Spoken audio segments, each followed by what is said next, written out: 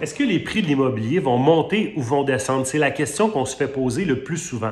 Et si on veut répondre à cette question-là, il faut considérer 4 critères. Le premier critère, c'est qu'on est dans une crise du logement. Qu'est-ce que c'est une crise du logement? C'est qu'on n'a pas assez de toits pour le nombre de personnes qui habitent déjà la région de Montréal. Le deuxième critère, c'est que l'industrie de la construction est pratiquement arrêtée. On ne construit pas de nouveaux logements. Pourquoi? Tout simplement parce que les promoteurs ont de la difficulté à se financer avec les taux d'intérêt actuels.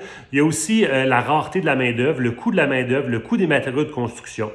Le troisième critère qui est à considérer, c'est la politique d'immigration. Donc, malgré qu'on est en crise du logement et que la construction est arrêtée, les gouvernements, dans un but économique, veulent faire venir plus d'immigrants dans les métropoles, dont la région de Montréal. On est passé d'une politique de 25 à 30 à 60 à 80, puis même à un certain point, il y a quelques mois, on discutait jusqu'à 120 000 immigrants par année à Montréal. Donc, on veut rentrer plus de gens. On a déjà une crise du logement. On construit très peu de nouveaux logements.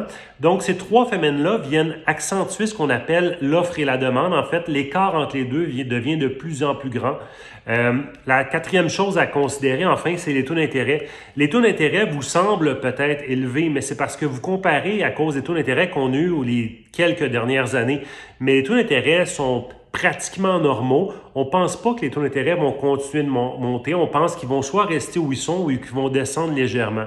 Donc, quand on regarde ces 4 critères-là ensemble, ça, c'est la tempête parfaite pour continuer de créer une croissance des prix de l'immobilier à Montréal. Et d'ailleurs, si on regarde des exemples qui sont précurseurs, comme par exemple Vancouver et Toronto, les prix à Vancouver sont 3 fois plus élevés qu'à Montréal et 2 fois plus élevés pour Toronto que Montréal. Donc, les gens sont prêts à dépenser pour se loger.